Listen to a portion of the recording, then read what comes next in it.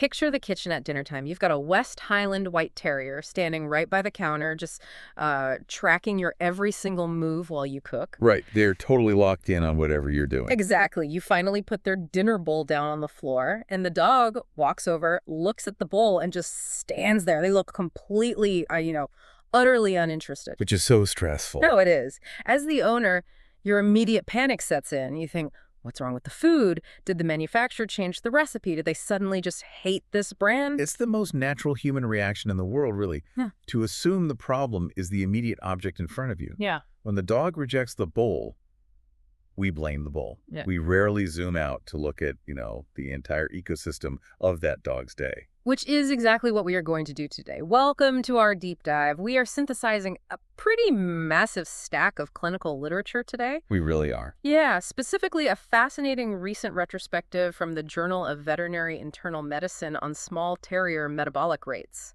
That one is so eye-opening. It really is. And we're combining that alongside some clinical notes from a board-certified veterinary nutritionist.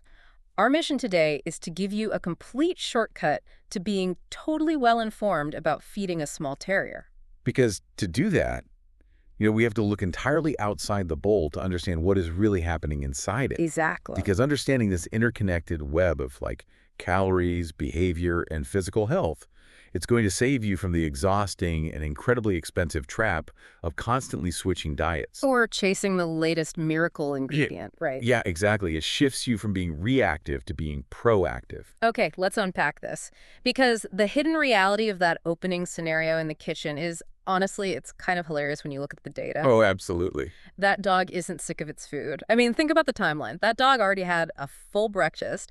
Then it did a short 15-minute training session where it got several high-value treats. Then it got a chew earlier in the afternoon while you were on a Zoom call. And look, let's be honest, somewhere in there, somebody in the house definitely accidentally dropped a piece of cheese. They always do. There is always the rogue piece of cheese. Always. Right. So when you look at the total daily caloric intake, this small dog has already consumed a massive chunk of its biological requirement before that dinner bowl even hit the floor. Exactly. The family is reacting to one bowl left half full without realizing the dog is essentially already stuffed. And that brings up the fundamental issue of perception versus reality. We move from the illusion of the untouched dinner bowl right into the physical illusion of the dog's body. Which is huge. You cannot properly adjust a small dog's diet if you don't even know what condition their body is actually in. And a Westie's bright, fluffy white coat is an absolute masterclass in deception. It really is. It hides everything. It reminds me of a human wearing a really bulky, puffy winter parka. Like, if you see someone walking down the street in one of those massive down coats, you simply cannot tell if the person underneath is an Olympic athlete in peak physical condition or someone who, hasn't hit the gym in a decade. Right. The coat hides all the structural data. It masks the baseline completely. Yeah. From across the living room, a Westie carrying an extra 3 pounds just looks like a cute, round, fluffy little dog. But 3 pounds is a lot for them. It's massive. You literally have to put your hands on the dog. You have to part the hair, feel the ribs without applying much pressure. Visually check for a waist from above. Wow. Okay. And you have to feel for solid muscle mass over the shoulders and the hindquarters. Because even a tiny bit of extra weight on that compact terrier frame has drastic physiological impacts, right? Like, we aren't just talking about aesthetics here. Oh, not at all. Small extras add up incredibly fast on a small skeleton. A Westie's joint structure, particularly the patella, the kneecap, sits in a very shallow groove. Oh, I see. So when you add even 10% extra body weight, you exponentially increase the mechanical stress on that joint every single time they jump off a couch. Ouch. That sounds painful. It is over time. And that extra adipose tissue, the fat, it actually acts as an endocrine organ. Wait, really? It acts like an organ? Yeah, it secretes inflammatory hormones that directly affect their breathing, their heat tolerance, and even their cardiovascular stamina. It is a state of chronic, low-grade physical stress. Okay, wait, I have to stop you there and ask about the math. If precision is so important for their joints, what about the feeding numbers printed on the side of a $50 bag of premium dog food? Oh, the feeding charts. Yeah. People treat those feeding charts like they are absolute scientific law. If the bag says 1 cup a day, they feed exactly 1 cup a day. Are those numbers essentially just a wild guess? They are an average based on a very specific and often completely outdated baseline. Yeah, the manufacturer's chart generally assumes an active, intact working dog living in a varied climate where they burn calories just regulating their body temperature. Wow. Okay. But most modern terriers are spayed or neutered, which immediately drops the resting energy requirement by about 20% right there. 20%? Yes. Plus, they live in climate-controlled apartments and take leisurely walks on flat sidewalks. So relying on the bag is essentially overfeeding by default. For a huge percentage of pet dogs, yes, absolutely. Steady measurement over time, adjusted by actually putting your hands on the dog to assess that body condition score, is the only true metric. That makes total sense. If you measure exactly what you feed and the dog is losing their waistline, you adjust down. The metabolism in front of you is the only chart that matters. Here's where it gets really interesting, because once you understand how few calories a small, climate-controlled dog actually needs, it perfectly explains why they skip meals in the first place. Exactly. And it exposes how owners accidentally turn their incredibly smart terriers into incredibly stubborn, picky eaters. The math of training treats is where this usually falls apart for people. They just don't realize the metabolic conversion. Give us an example. So, a single 1-ounce cube of cheddar cheese to a 16-pound Westie. Which doesn't look like much to us. Right, but to them, it's roughly the metabolic equivalent of an average human eating a massive, decadent slice of cheesecake. Oh, wow. It is a massive influx of fat and calories. But we aren't saying to stop training with food, right? The veterinary behavioral notes we have here heavily endorse food motivation. Oh, definitely. You just have to balance the ledger. The strategy is to measure out their total daily kibble allowance in the morning. Use that plain kibble for all your standard low-distraction rewards throughout the day. Okay, so kibble for the easy stuff. Right. You only dip into the high-value treats like, freeze-dried liver or tiny shreds of chicken for highly complex tasks or heavily distracted environments. And whatever high-value items you use, you must subtract that caloric equivalent from the dinner bowl. Precisely. Plus, we completely forget about non-food rewards, like sniffing a new tree, playing 10 seconds of tug, or just exploring a novel environment. Those are huge. Yeah, these all function as massive dopamine spikes for a working terrier, and they are completely calorie-free. What's fascinating here is the underlying psychology of the terrier. You have to remember what this specific breed's DNA was engineered to do. Right. They are bred to go down dark holes after badgers and foxes.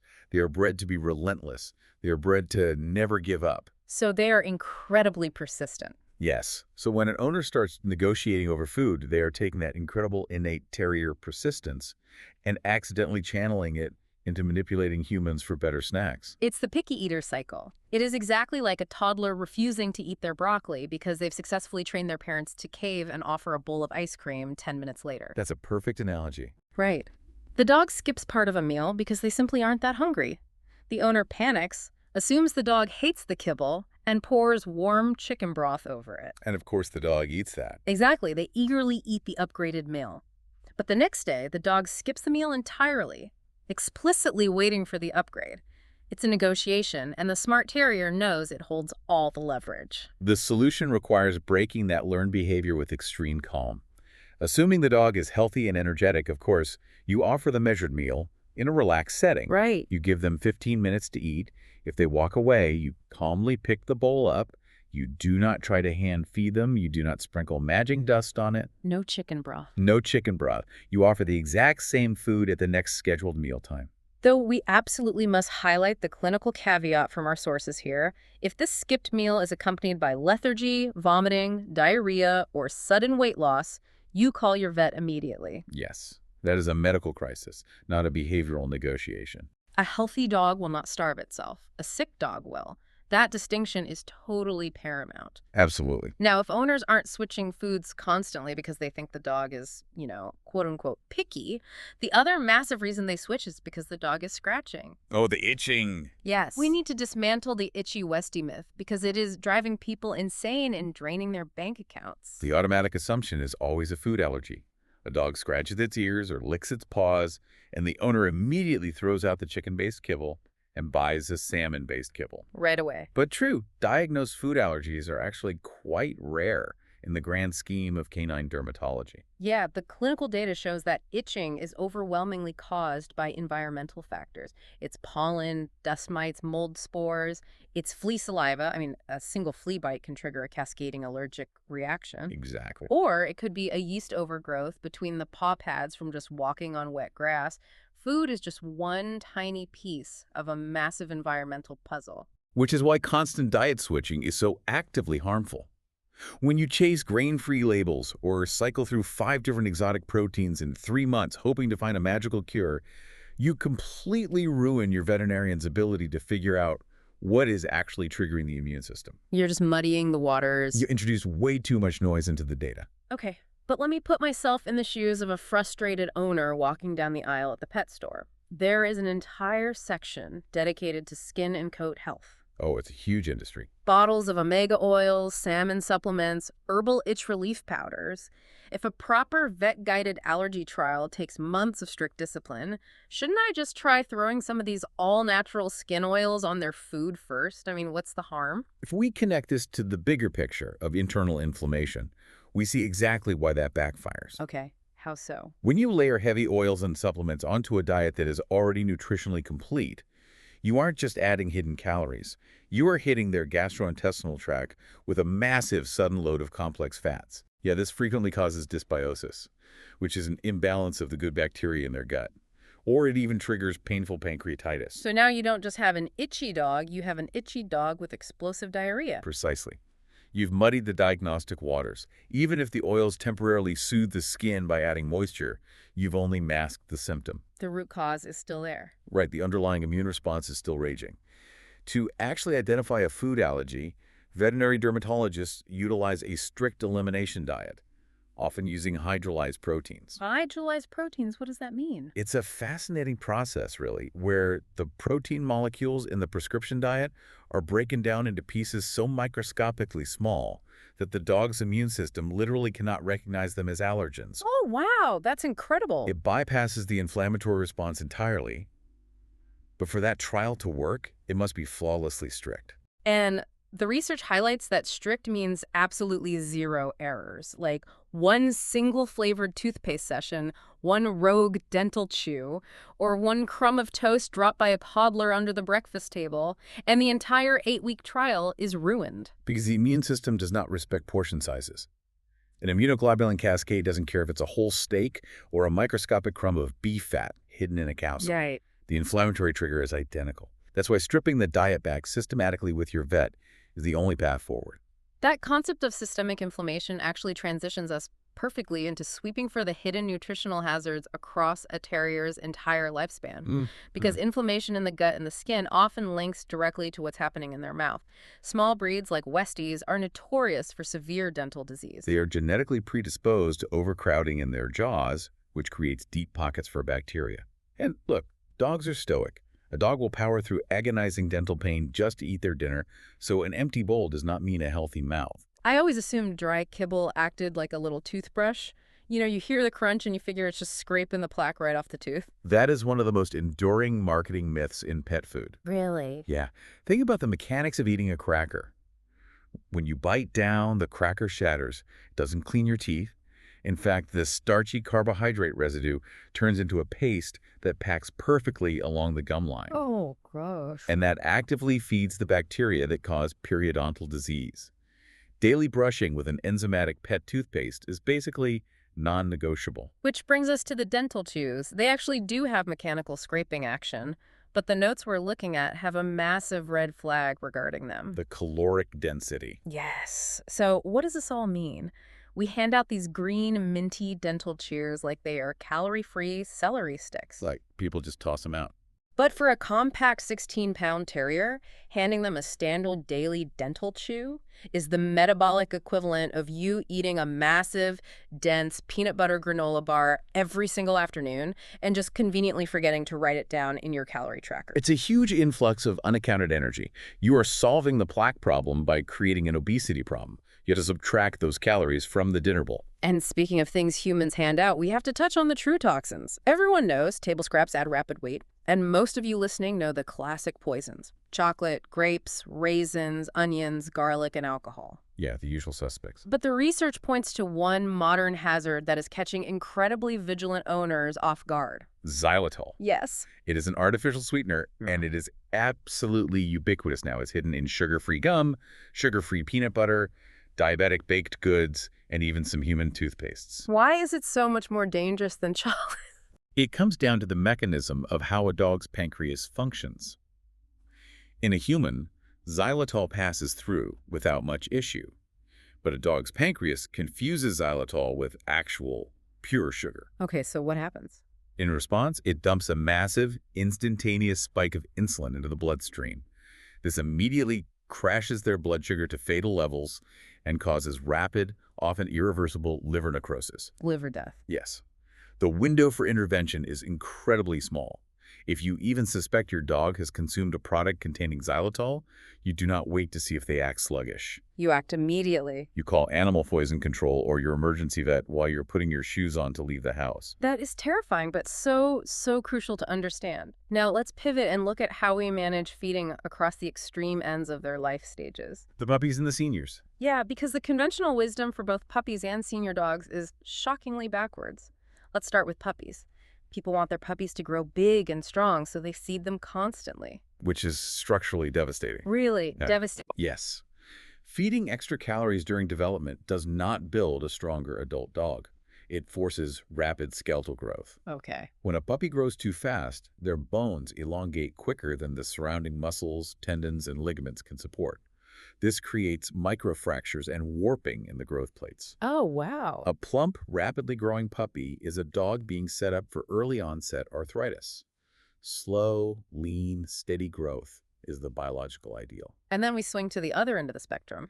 You have a Westie who turns 10, and the owner instantly applies these blanket rules, like, oh, he's a senior now, I need to protect his kidneys by putting him on a super low-protein diet and slashing his calories. This raises an important question about how we fundamentally view aging in medicine. Age itself is just a number. It is not a disease state. That's a great point. For decades, the advice was to restrict protein in older dogs. But modern veterinary nutrition shows us that senior dogs are actually highly prone to sarcopenia, which is age-related muscle wasting. So they actually need more high-quality protein to maintain that muscle mass, not less. Exactly. Unless they have a specific diagnosed condition like late-stage chronic kidney disease, restricting protein in a healthy senior dog forces their body to start cannibalizing its own muscle tissue for energy. That's awful. Their diet should be based on their current body condition score and their actual blood work, not just the number of birthdays they've had. Which ties perfectly into the mechanics of weight loss at any age. If you discover your terrier is hiding 3 pounds of fat under that parka of white fur, you can't just slash their daily kibble in half. No, if you simply cut their standard food by 50%, you trigger a metabolic starvation state. The dog's body panics and holds onto the fat reserves, choosing instead to burn lean muscle for fuel. Which is exactly what we don't want. Furthermore, by cutting the kibble in half, you are also cutting their essential vitamins, minerals, and amino acids in half, leading to malnutrition. So the goal is to lose fat while aggressively preserving muscle. That means transitioning to a specifically formulated diet that maintains high nutrient density and high protein, but lowers the overall fat and caloric load. It requires precision, patience, and eliminating the giant granola bar dental chews. It's a marathon, not a sprint. So let's bring this full circle right back to that opening scene. You are standing in the kitchen, the dinner bowl is on the floor, your terrier is staring at it, completely uninterested. Armed with everything we've unpacked today, you are walking into that kitchen with an entirely different analytical lens. The panic is gone.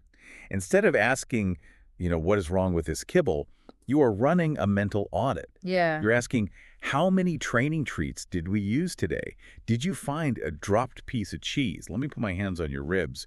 Are you carrying extra weight that is dampening your appetite? It completely shifts your perspective from reacting to a single bowl of food to managing the holistic reality of the dog. And reminding ourselves why this matters is the most important takeaway here. Food isn't just a tool for weight management or keeping their white coat looking pristine. Food is the literal biological fuel for everything a terrier is built to do. They were a working breed. They were engineered to investigate, to dig, to solve complex physical puzzles, and to be relentlessly active. Yeah.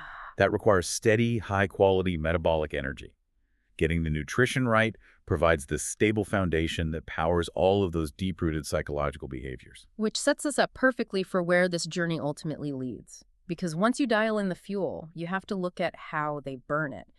And that brings up a really provocative thought to leave you with today. I love this part. We've established that food is the ultimate fuel for their working drive. But what happens to the psychology of a working terrier when we completely remove the work of earning that food?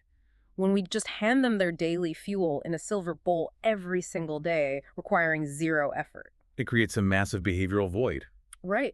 What if changing how we feed them, perhaps throwing their kibble into the grass so they have to forage for it, or making them solve complex puzzle toys to earn their dinner, what if that could actually unlock an even happier, calmer terrier by satisfying their genetic need to work? It is definitely something to chew on before our next deep dive. Pun totally intended.